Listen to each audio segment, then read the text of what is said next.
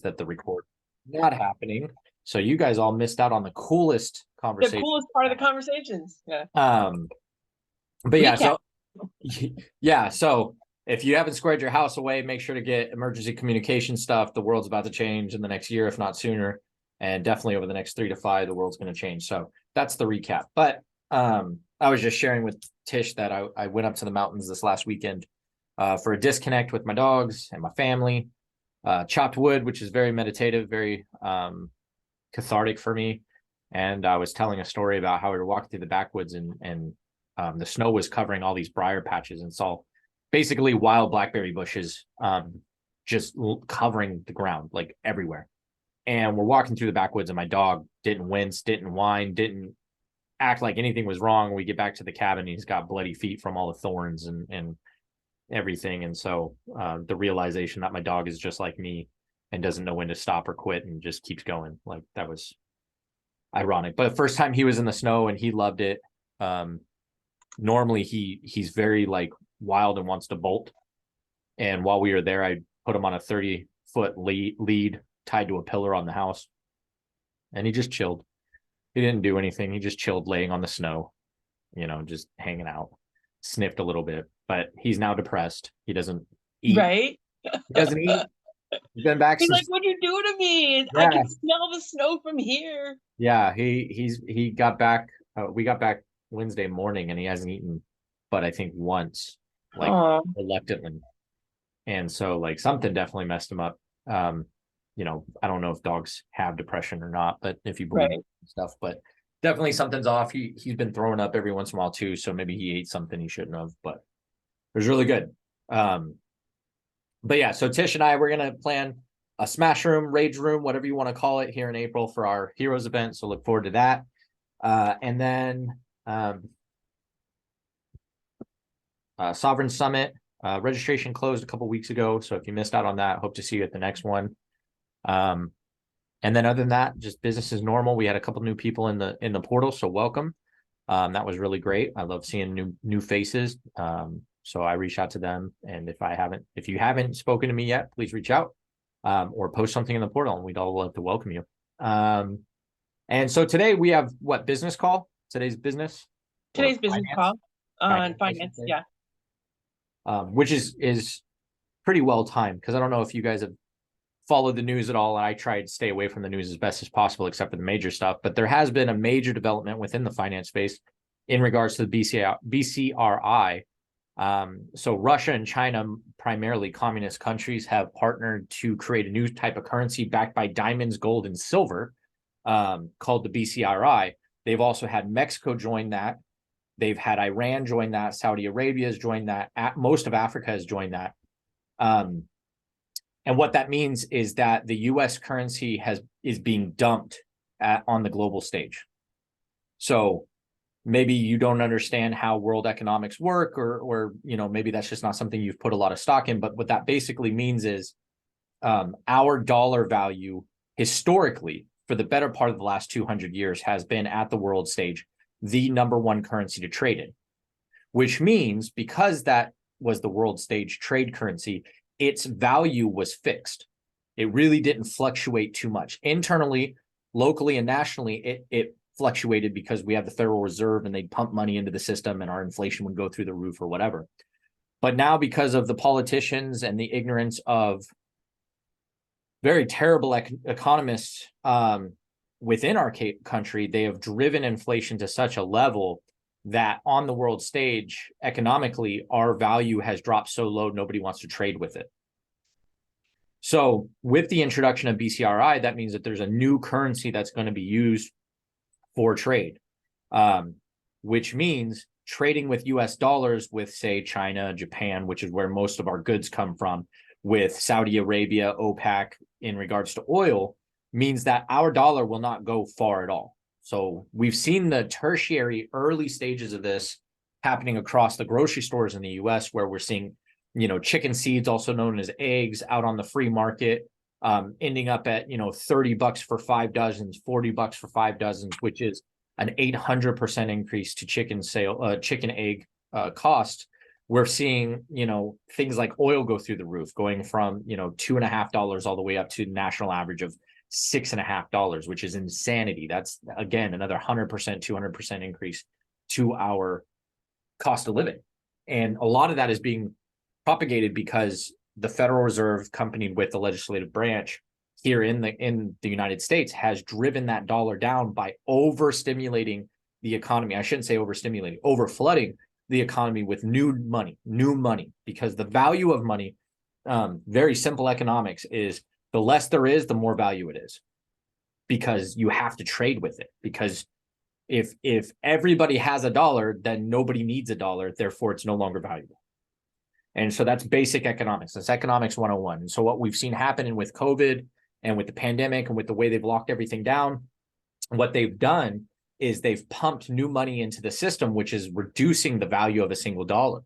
And they've done that so much that now the value of the dollar is a fraction of what it once was, that we've now lost our trade capability on the world stage, which means that historically, where if you wanted to buy oil, goods, trades of services in any other country, the golden rule was it better be in US dollars, because that was the gold standard.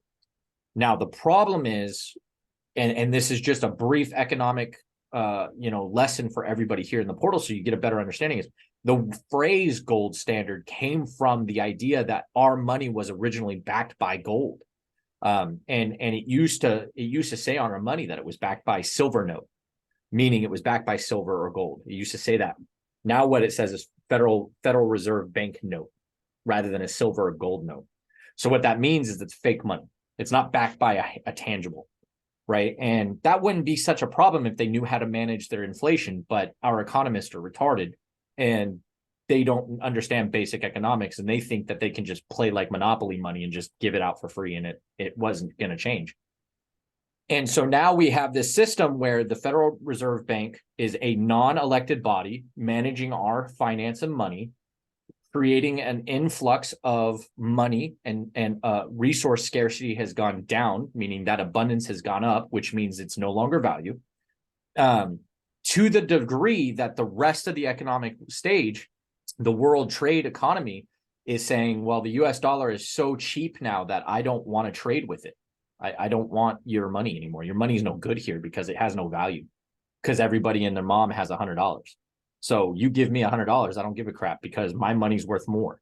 So what they're doing is, and now we're getting into the modern day. So that was a basic economic lesson. Now we're talking about modern day, the BCRI. What they did is China bought out all kinds of land. They done it in the US here too, but the CCP bought a bunch of land in Africa, and they're mining gold, silver, platinum, zinc, all these rare materials, lithium, which is used for batteries. They bought up all this land and they're mining it all, and they're backing their BCRI with this raw material. And so what they're saying is, if you join us, you will be backed by gold, silver, and platinum, and lithium, and all these rare materials. So everybody is changing over to this new currency, this BCRI, because it's now going to be backed by actual tangible materials rather than electronic notes, digital notes, and things of that nature. And I'm doing my best here to stay away from the conspiracy theories, because there's a lot that you can get very apprehensive about if you chase that rabbit down that very dark rabbit hole. And I recommend everybody do so with some caution, because you can definitely get down a very scary place. But just know that what this means with the U.S. losing its trade agreements as the U.S. dollar trade currency is, now we have $26 trillion in debt. At $26 trillion in debt, if our dollar is no longer the trade currency and they call that in, we won't be able to cover that trade. We won't be able to cover our loans. So you have the U.S., the only constitutional republic in the world. Everyone else is democracy. Everyone else is controlled. Everyone else is their charters and their constitutions tell them what they're not allowed to do to the government. Ours is the only constitutional republic that tells the government what it's not allowed to do to its people. We're the only one in the entire world, which is why America is kind of that last bastion of hope for true freedom. And we've given it up. We've given it up in the worst way, and that's financially. We've literally taken away our financial. And so if you chase that rabbit down the rabbit hole, what's going to end up happening is you'll find that goods and services are going to become very difficult to obtain. We're not going to be able to afford food, gas, basic necessities. It's going to create panic. Then people are going to do a run, a much larger scale run on both the banks and on the grocery stores. And so what we saw in the pandemic was a small microcosm of people freaking out, right?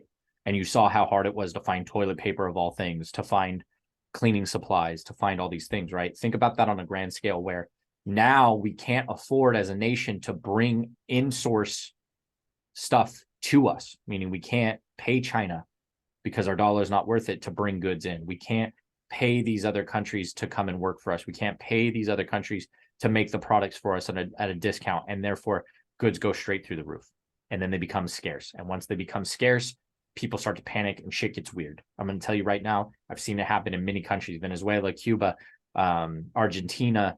I mean, you see these on the news, and I think people think that it could never happen in the US, where there are riots and all these things, because people are standing in bread lines for 8 hours to then be told there's no more bread. So when you as a person are sitting there going, but I have money, but there's no product to spend that money on, what are you going to do? You're going to freak out. You're going to panic. And then neighbor turns on neighbor and shit gets sideways.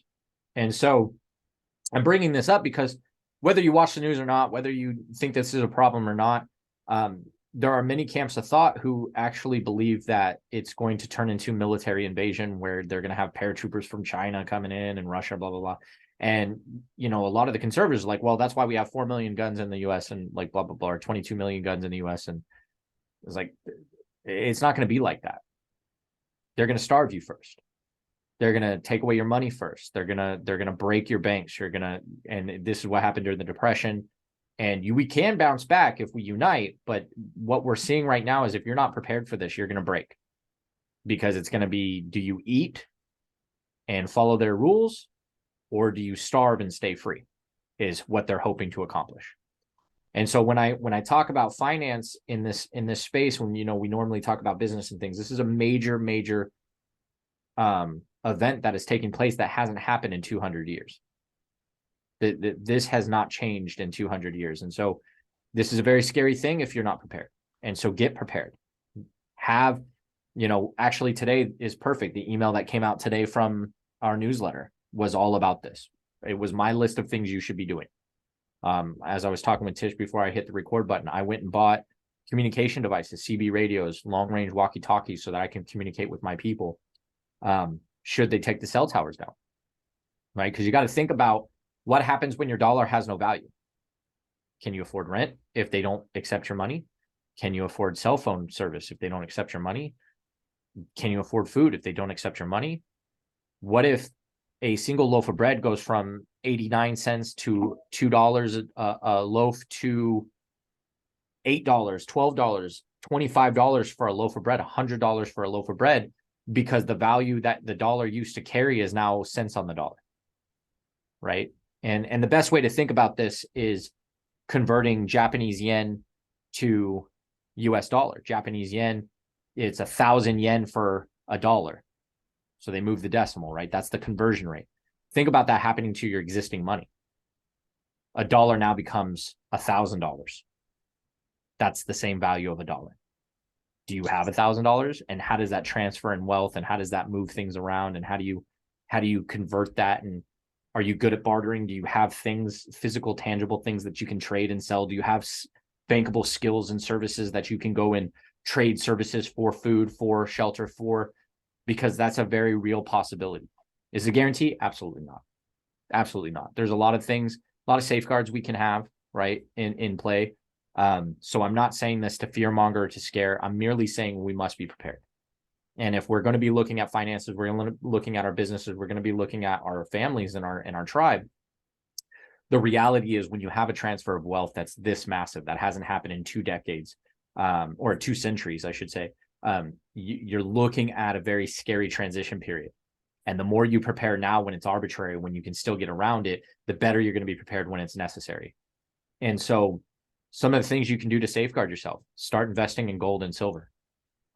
It's not cheap right now because the people that have been watching this, they already got on the bandwagon for the cheap gold and silver, but you can still get a hold of gold and silver. I have gold and silver coins and things like that I use, that I've been stockpiling just in case.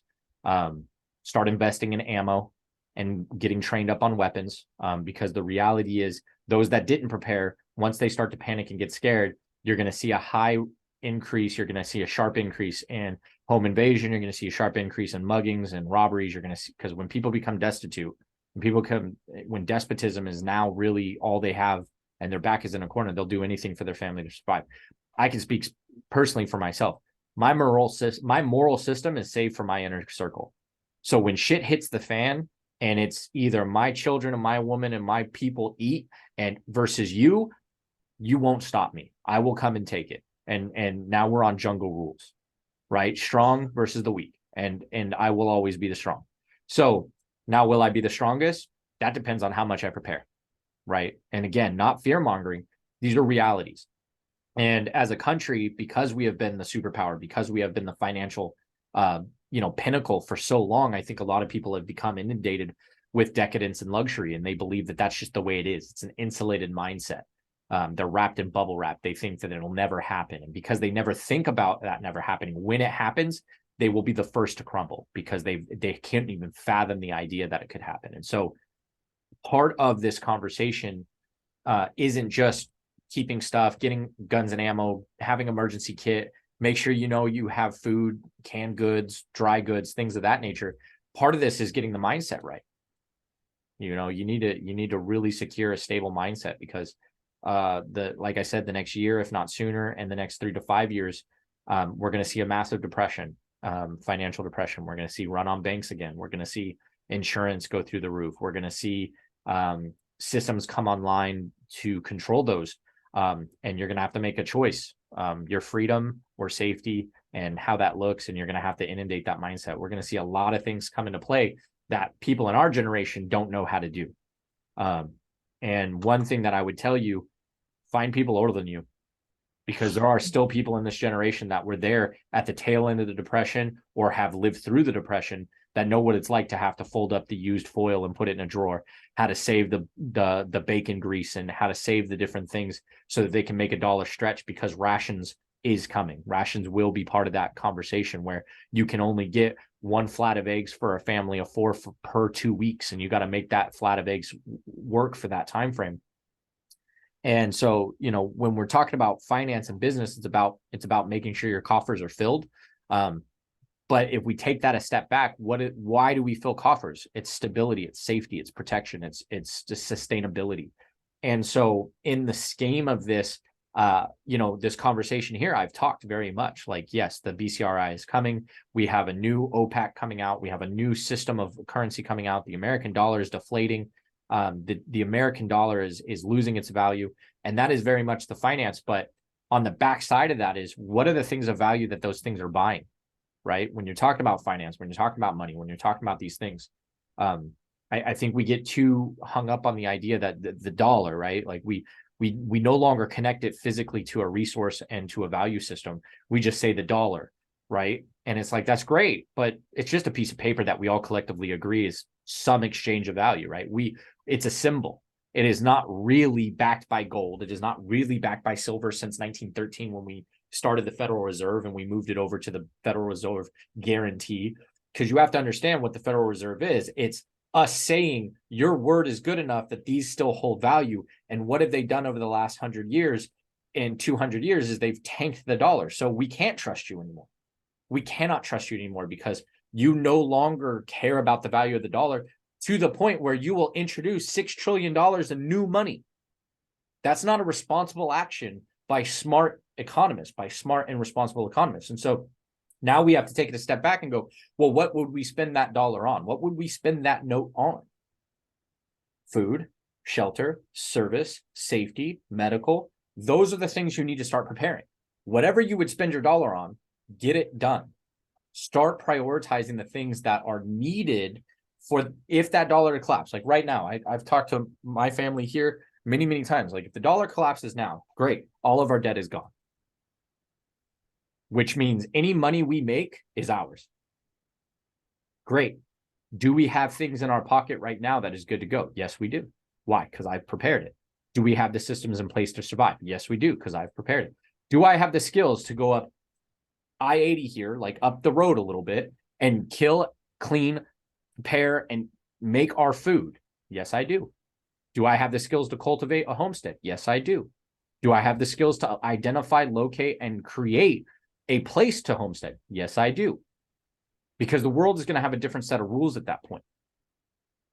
Right? We have agreed as a society that money will be exchanged, not action, not skill, not work. Money will be exchanged. And yes, we give up time for that money. But if the idea is that $1 is worth, say, 5 minutes of my time, just for an easy math, and I want $100, then that's going to cost me 5 times 100. That'll be 500 minutes, right? So, or 2,500 minutes of my time, right? So like to get $100, I'm going to have to give you 2,500 minutes. Well, that's a lot when you start to add it up. And so if the dollar dissipates and it costs me 30,000, it cost me 8 hours to get $2, that's not a good value system. So then I have to recultivate a new structure. I have to reevaluate how I'm valuing systems. Hey man, I'll fix your brakes for you on your car if you give me, a transmission that I can then parlay into food. Or if you give me gas, I'll fix this, right? Then you're starting to get into these parlay systems where you're actually managing resource allocation based on skill set, which is what we started with back in the day before the dollar. Or if you have gold and silver on hand, hey man, I'll give you a gold coin if you can get me some food, or you can prepare this meat for me, or whatever.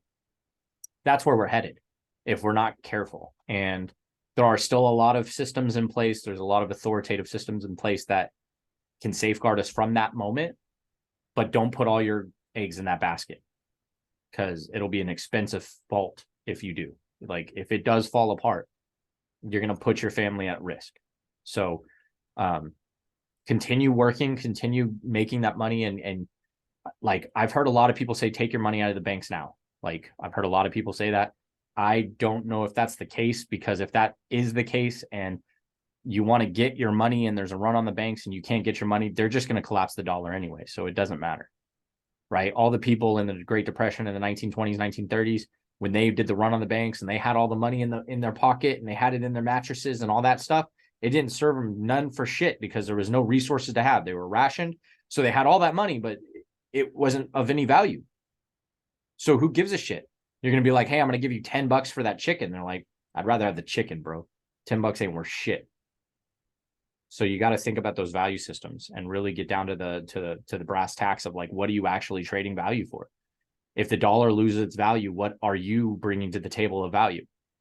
Time, skills, labor, stuff, like physical bartering stuff, right? Like if I have something that'll help somebody get from point A to point B, and I give that to them, that's probably going to be of a lot more value than me just giving them a piece of paper that has zero value. So you got to start changing the structure of how we think. So, when it comes to finance, that's what I would encourage everybody to start doing. And if you, and I will do that, I'll take it a step further and say, if you do that audit and you find that the only thing you bring to the table is that dollar, that banknote, that piece of crap paper that you can wipe your ass with at the end of this, now is the time to start developing something of value. Get on YouTube while the internet still exists. Get on YouTube, start paying people for training, start paying mentors for training while that banknote still has value, and start developing an asset of a skill set, a bankable skill set, a bankable technique. It doesn't have to be physical products, right? Like I know a lot of guys do it the opposite way. They have no bankable skill set, so their bankable skill set is going and seeking things of value that they believe they will be able to barter with, because they don't have any bankable skill sets. You can take it that way. I will tell you that that's going to lock you into a single place, because you're not going to be able to travel like that, right? If worst case happens, like you're not going to be able to take all that stuff with you. 2, that stuff could be taken from you and robbed from you. So if you stockpile a bunch of stuff, you're just You're just stockpiling it for the strongest guy who's willing to do the worst things, right? So like that has a thing.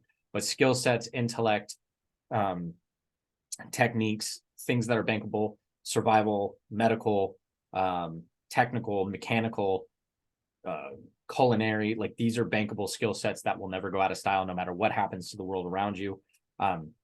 My friends all call me a Boy Scout because I make sure to have all of that stuff.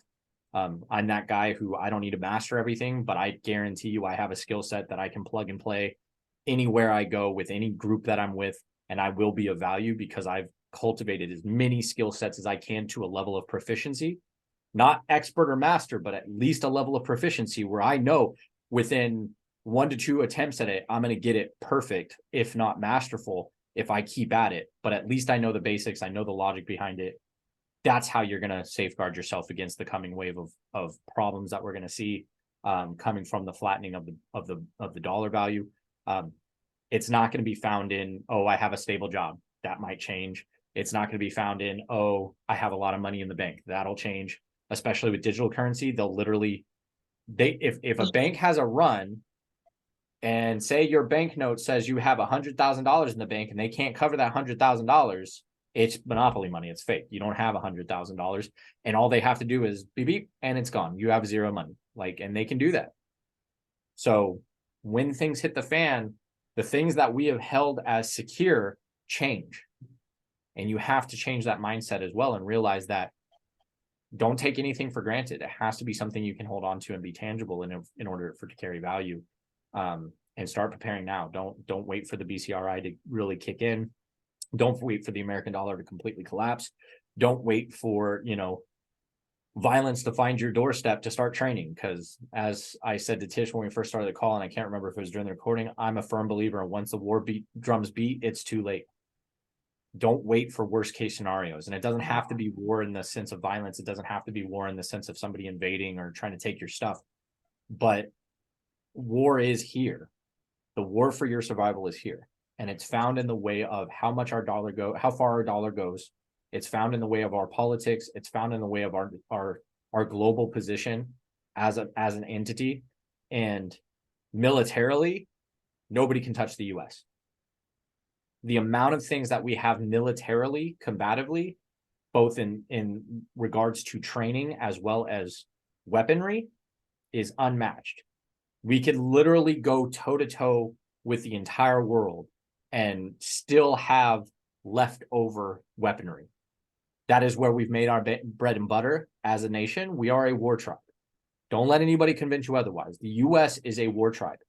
There are several countries who have a contract with the US that we manage their military. They don't have a standing military, so they don't have a standing military budget. Their budget consists of paying the US to fight their battles for them. That exists in real time. So don't get it twisted. The US is a war tribe. So when it comes to violence, when it comes to war, when it comes to combat, the US will not falter. We will destroy. That is what we do best. However, if you have a group of troops that can't be fed because there's no food available, if you have a population whose resources are so scarce that they're killing each other, you don't have to go to war. You just wait for them to kill each other. We don't need that. We don't need that as a nation. We need to be strong. We need to be united. We need to have our tribe set up.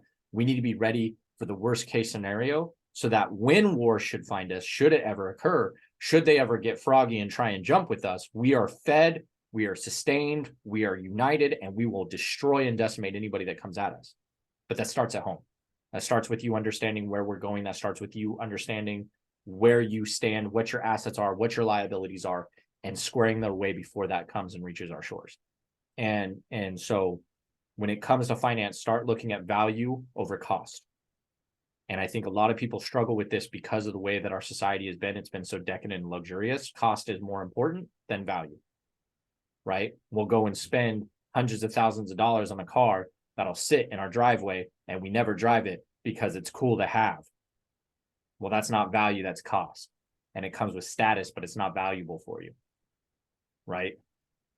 You're not at the end of it, you're not going to be able to trade a 1968 Stingray Corvette for nothing, because it ain't going to feed your family, ain't going to get you nowhere, because there's no fucking fuel, because we can't afford the oil from these other guys. There's not going to, it won't matter. So start looking at value, sustainability. That's what you need to start looking at. And I guarantee you'll be much better prepared for anything that happens. Even if it never happens, your life will be much more smooth because you're already ready to take that on. You've already cultivated the mindset. You've already set your structures up for value over cost. So I'll end it with that. Last 15 minutes. Oh, my internet connection is unstable. It's already begun. Just kidding. So with the last 15 Wasn't minutes, sure if it was me or you. I'll open up to discussion and Yeah. questions. See, they're listening, and so then they're like, whoa, you're giving away too much. We're gonna cancel your internet connection real quick. Absolutely. We're gonna make it seem like a glitch, but really it's not. It's a manufacturer. Yeah. I know, like you were talking about goods and services that are on the move. I think that's a good part for people to understand of like, it's not just what can you pack in your car, because cars may not be working, right? If you don't have the oil to put in the engine or the liquids to put in the whatever, or the gas or the whatever. So skills that can take with you, and so I'm sitting here thinking of like, an inventory of what are my skills. And it's a good point of like, I have skill sets, but, like, let's say example, like for knitting and crocheting, I took stock of what I had the other day because I was in my storage. And I was like, oh, good. I do have some things because I could make a blanket. But then it's like, well, but do you have the yarn? Like maybe you can't buy the yarn, so you stockpiling yarn, but then is that what you pack in your backpack when you're on the move or whatever? Yeah. Yeah. So, and then, as of late, I've been watching a lot of jungle sort of building structures, like people who are like just, supposedly for the sake of internet, they're like using archaic tools, but then there's magically a chainsaw on the side, but whatever. Um, but um, but just that idea of like, what can you do with your surroundings? Can you cut a piece of bamboo? Can you weave thatch together and make a roof covering, or you know what I mean? Like what survival skills do you have if you were out in the woods in the snow? What skill sets do you have? I think you made a post about axes or something. So cool, you have an axe with you, and I was like, okay, I'll just go buy a couple axes. Well, then, do you know how to sharpen it? Because it's going to go dull. Yeah. So it's all those pieces of like thinking further than just safeness in my house with my little pillow, like, oh, I'm safe because the doors are locked. No, it's not. I mean, look at, unfortunately, some of the shootings that are happening. Like, cool, you have a whole security door system, you break the glass and you're in. So it doesn't matter how good your lock was. Okay, cool, you have security cameras. Who's monitoring it? Right. Who's preemptively stopping whatever happens on that camera? Oh, you just recorded it for liability mitigation? Well, that's not safety. That's just you covering your ass in the event of legalities. Like, that's not the thing. Right. Yeah. So it's things to think about. And then like walkie-talkies is an example. Like, I'm a Girl Scout, so I have a lot of camping supplies and whatnots, but I was like, like I bought the coolest little walkie-talkies at the time, but cool meaning like they're rechargeable.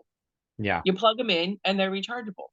Well, if the grid goes down, then they're not rechargeable. Okay, well then I need to get some that are batteries.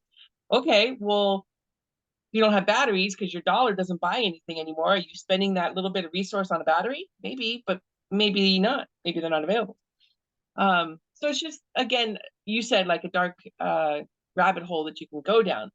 But if nothing else, having a mental conversation with yourself or an actual conversation with your family and your tribe and your people around you, like, what does matter? What is important? At least having that discussion, because if you're waiting until somebody's breaking into your door, you're like, I probably should have put that stick next to the door that I planned on putting the stick next to the door, but I never did because I never thought it was an issue. And now it's an issue, and now there's somebody standing in front of me. Yep. So at least having, I get called being the what if queen, but it's not a bad thing. You can what if scenarios. It is one of the greatest assets you have, Tish. And I know we struggle with this in our relationship, just me getting you to understand it is the greatest asset.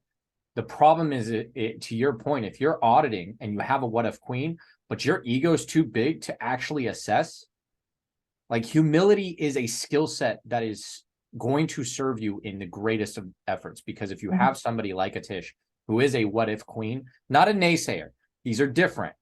I know a lot of people that call themselves what ifers. I'm just a realist or all that cynicistic shit that I can't stand. No. You're just a Debbie Downer. That's different. Tish is wired as a true what ifer. What if something breaks? She's not asking to be like, hey, your fucking idea is stupid. She's asking because she says, if this happens, I don't know what I would do. So what would you do? How would we do that? So now we have a plan for it. That's a true what if person, and is the greatest asset and skill to have a person like Tish in your circle, which is why Tish is always in my circle, because Tish has the way of looking at a world where I'm an optimist to the point of like I'm a utilitarian egotist. So if I see something, I'll be like, I'll figure it out. I don't know what it is, but I'll figure it out. And Tish will be like, well, what about this? And I'm like, oh shit, I didn't think about that. Right?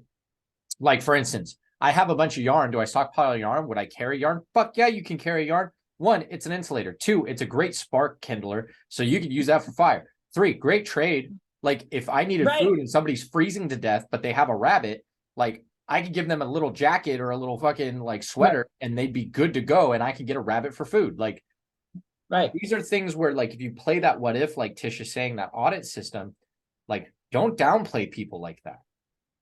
Those are people that will take you to the next height, because what's going to happen is they're going to establish a foundation of what ifs for you that you then will build upon it. And then when those things happen, you're like, I already got that system. I already have that skill set. I already have that object. I already have that thing.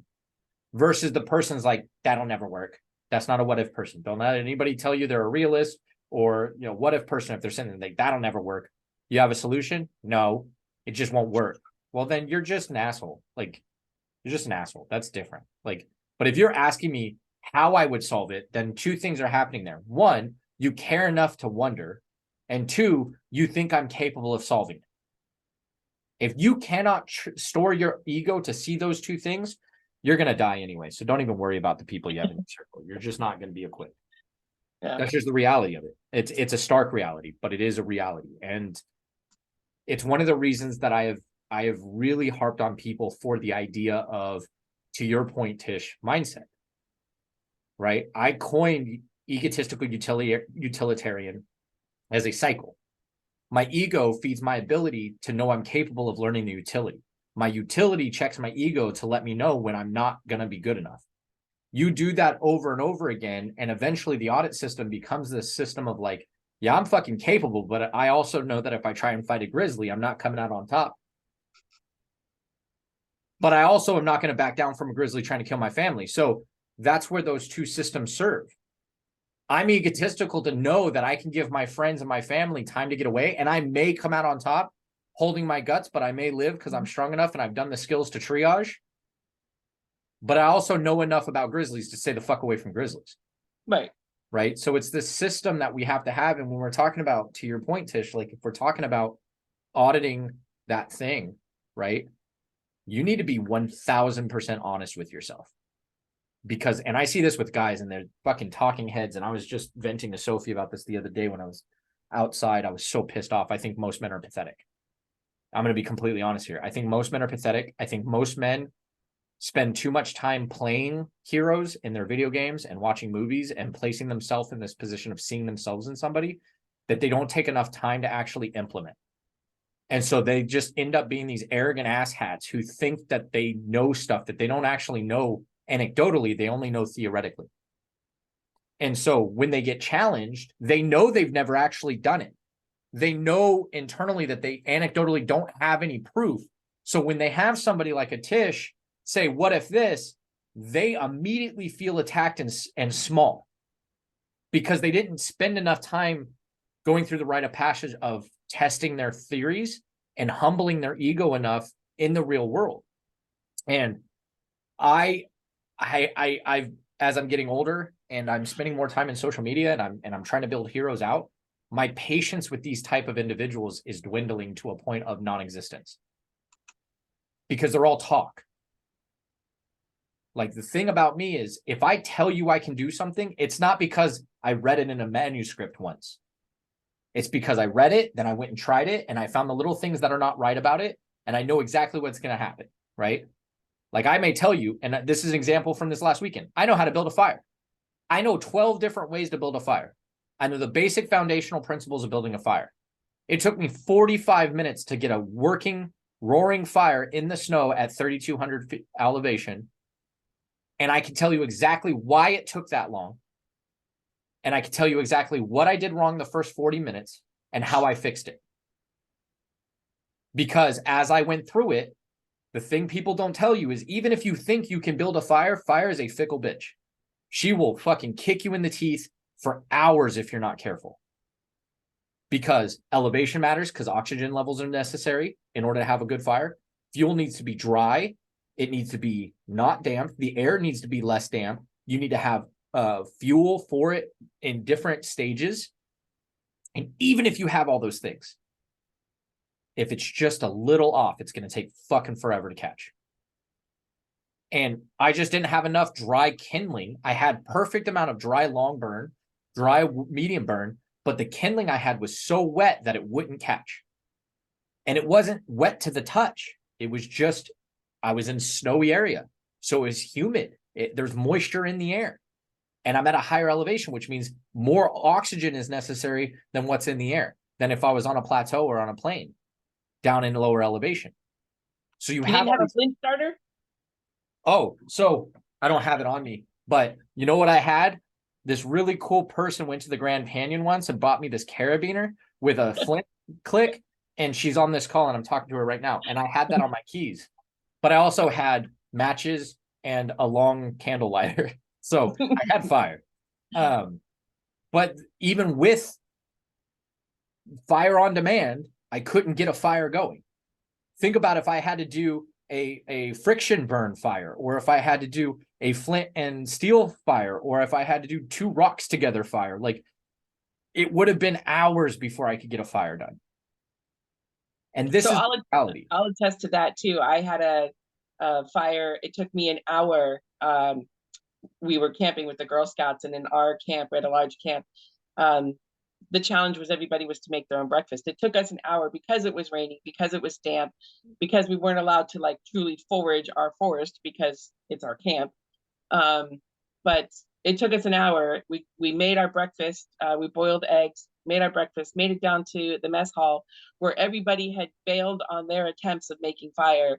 And they were like, why didn't you guys come down sooner? Like, well, because we were eating breakfast. Didn't you eat breakfast? They're like, yeah, we came down for cold cereal.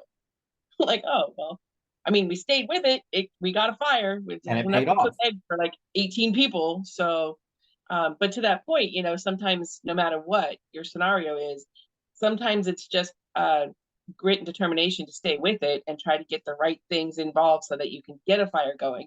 And sometimes it's an hour. You know, what if you're freezing cold and wet and whatever, and it's going to take you an hour before you can even get flame enough to be able to build a bonfire with. So yep. And I was in the snow, so my hands were numb. Trying to make that fire for 45 minutes. I went inside twice just to get my hands to a place where I can feel the dexterity again.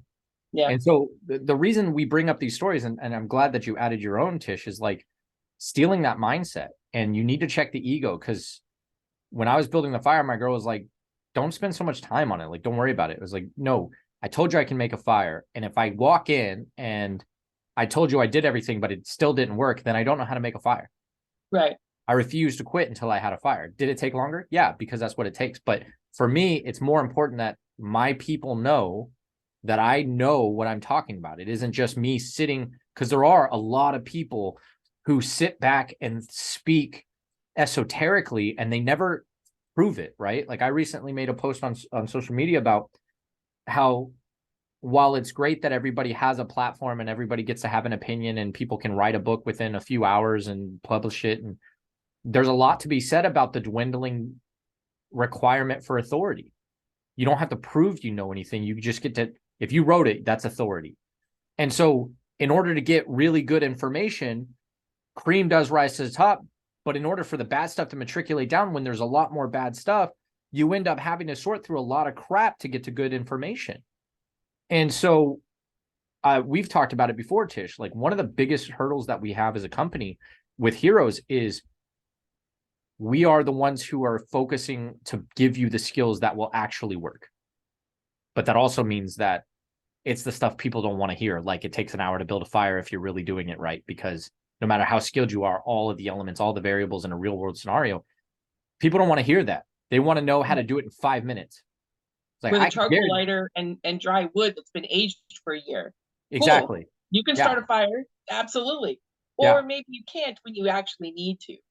Exactly. And so we don't sugarcoat shit and we tell you the truth, but most of society that we're in right now is in a state of decadence and luxury and indolence, laziness. And so when you tell them it could take an hour to make a fire, then they're like, you don't know how to make a fire. It's like, no, I'm the one who's done it. So I know a lot of guys who have built fire after fire after fire.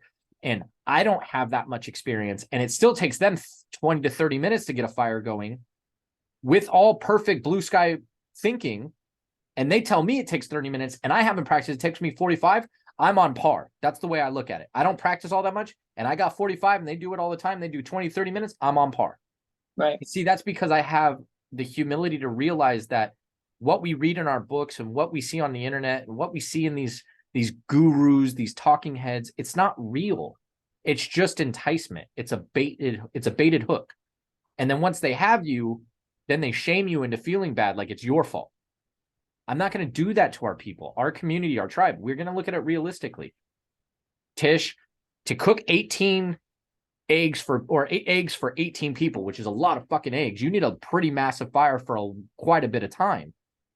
It took you an hour and a half, an hour to make that fire, but the payoff is the amount of protein that you got versus going down and getting cereal, which they'd probably be hungry in 10, 15 minutes. Your entire Girl Scout troop is now fed for hours. Right. They can march, ruck, build fires, go and forage, go and learn. Their brain is working because they have animal fats and proteins that'll sustain them for a couple days, right? It wouldn't be comfortable. You'd be hungry, but functionally, eggs would sustain, like, say, an 80-pound girl, right? Or a 50-pound child. A couple eggs of protein and animal fats with maybe a little bit of bread, their body would not start to shut down for a couple days as long as they had water. Right. That's and they'd realistic. Be warmer. They'd be warmer. And versus they'd be a bowl warmer. of cereal with cold milk. You're already cold, and now you're colder. Yep. Yeah. So yeah. So that's one of the things that I love about what we're building and what we do is it's real world experience meets actual data points. We're not here to sell you on quick hit schemes. And it does mean that our community builds slower because most people want the thing that makes them sound cool, not what makes them functional. Right. Like, and like I was saying earlier, I was having this thing, like I'm tired of men in this new age society. There's no necessity for rites of passages. There's no necessity for the utility of masculinity, and therefore they don't have to test it. So they get to just say, yeah, I'm really good at this. And people just have to take it at face value because there's nothing hinging on their capacity right now. Right. And it drives me up a fucking wall because, like, for me, I do things and they're like, well, why would you even do that? Because my survival hinges on my ability to do that. And the minute that it actually does hinge on that is when I don't need to be proving it. I need my family. When I say jump, they say how high, not why. Right. And a lot of people, they take this the wrong way. Like, if I'm the protector and the provider, it puts me at a greater disadvantage if my family doesn't trust that I'm telling them what to do for their safety and their capacity because I've proven. Right. We take a hike and they get dehydrated and I can see the signs and I can't have them arguing with me about that. I need them to just go do it because it's going to waste their more energy. It's going to waste more hydration for them to get upset and frantic and panic and all this stuff. They need to be able to look at my face, a calm, stoic face of, we got this. Here's what you need to do. And I know exactly what's going to happen. And I've proven it to them that I know exactly what's going to happen and them do it. Right. If I say duck, don't jump up high and go, why? And look around. Fucking duck. But in this world that we have today, it's all built on a lack of authority and just because I said so. Well, as any parent knows, because I said so only goes so far. So if you are, as a father, as a man, as a woman, if you are not, and you have people relying on you, if you are not actively proving it, then you are actively disproving your authority. You are actively subverting your own authority. And the amount of men that I talk to because I'm in this space and because I'm they want to harp on me and bitch at me or whatever they want to do, that are just so fucking filled with their own self-righteous, self-aggrandizing ego. But the minute I ask them to prove it, they're all like, I could do it. No, you couldn't. Right? If I ask a man, what are the 3 things you need for a functional fire? And they can't tell me, then you don't know how to build a fire. How long did it take you to start a fire? I don't know, a few minutes. Bullshit. You've never done it then. That's just the reality. I don't care how good you are. If you build a fire from scratch, it is not a few minutes unless you have a catalyst. And then it is very short lived. Because I could take long burning wood and throw gasoline on it and it'll light. Right. And then the gasoline will burn off and it'll never touch the wood and then the wood will never catch. But this is the metric by which many people are managing their lives. Many people are, and kind of bringing it back into the financial conversation. Same thing with money. Many men, especially, are looking at the fact that they have a job and bring home the money as the why they deserve respect, why they demand loyalty for their women and their children, why they demand all these things. And it's like, that's not, it doesn't extrapolate, because the minute you lose your job, you lose all of your identity. And the thing that really, I've realized recently is men have outsourced superheroes. That's bullshit. My dad could fail 1,000,000 times and he will forever be my superhero because I've watched him do it. My dad didn't outsource himself as a superhero to a video game or to an anime or to a movie. My father was the superhero that I compared every character to.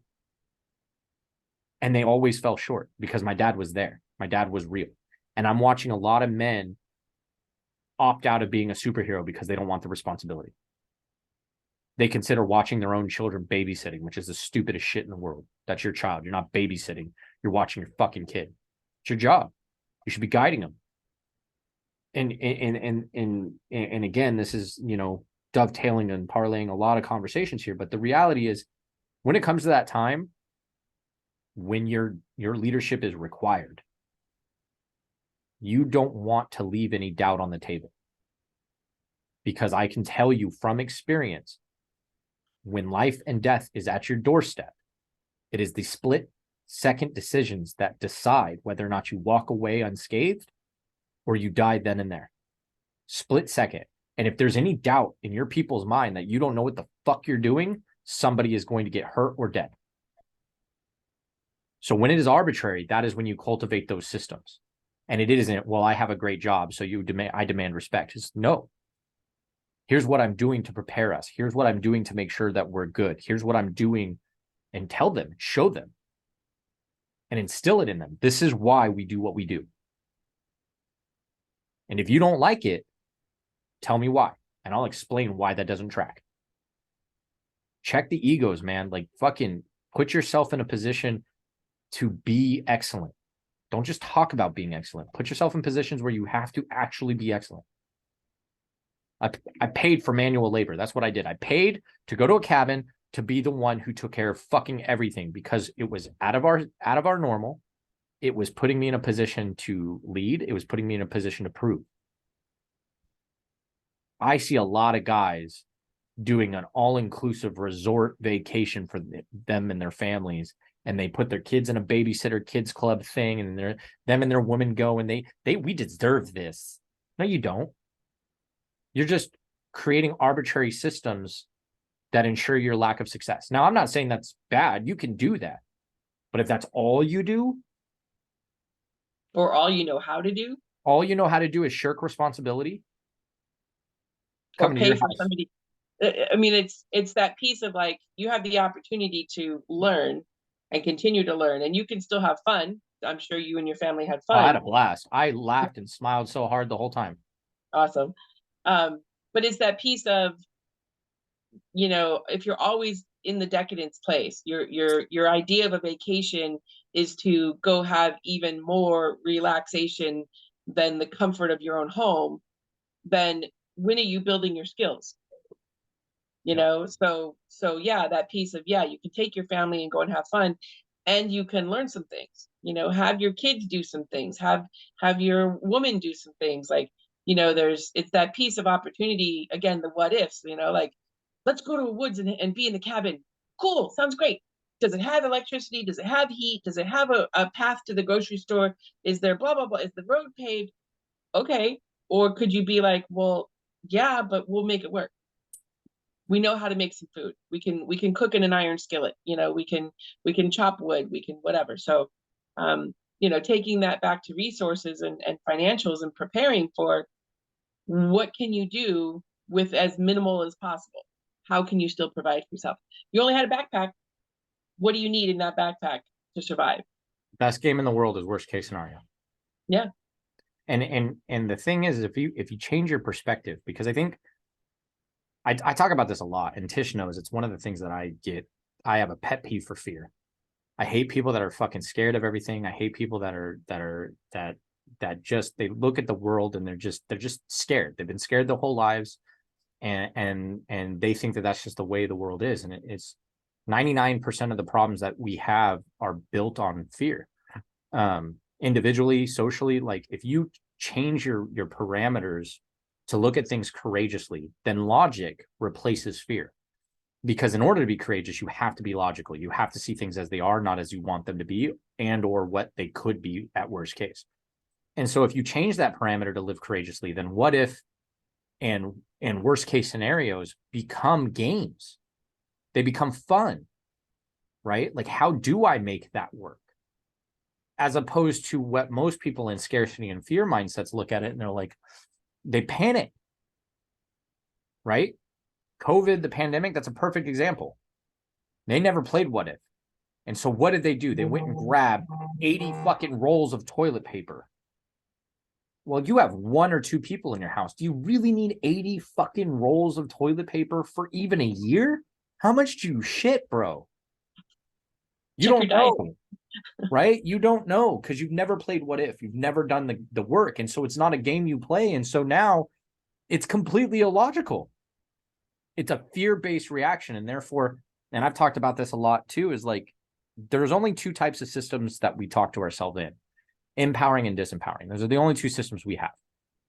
And if you are never playing the what if game, if you're only going off the seat of your pants and you're just kind of like, whatever happens, happens, and you've never played what worst case scenario, then you're disempowering yourself.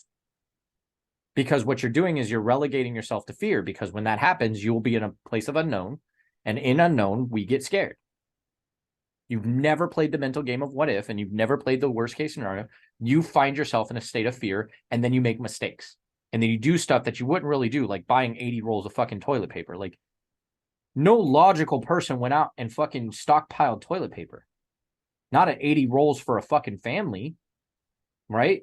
The people that built the fucking doomsday crates and preppers and all that stuff during the Holocaust years and like all of that shit, like thinking nuclear war, like they never played what's worst case scenario. And then when they did play worst case scenario, it was from a place of fear, not courage and capacity, right? And so what did they do? They locked themselves in a basement for 40 years and it didn't happen. And now they have a bunch of food that they got sick eating because they didn't think about what happens when the canned foods rust. And now I'm taking in too much of a negative thing. What happens when the bread and the yeast go bad? And then I'm hallucinating in my bunker by myself. Like, these are the things that happen if you come from a place of fear. Seek your courage, build your courage, become courageous in your thought process. From there, everything else can flow. But if you start from fear, everything will flow from fear, and it will destroy everything in your life. Fear is an absolute disease. And I love the quote from After Earth with Will Smith and his son. He says, fear isn't real. Danger is very real, but fear is a choice. I love that quote because it's true. Our bodies have a system of fear, and fear serves us.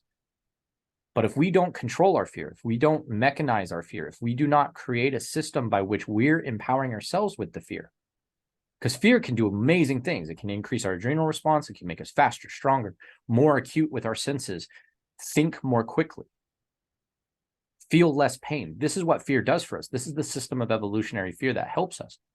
But if you never mechanize it, if you never weaponize it, then it just escalates to the point of fear becoming fear for fear itself.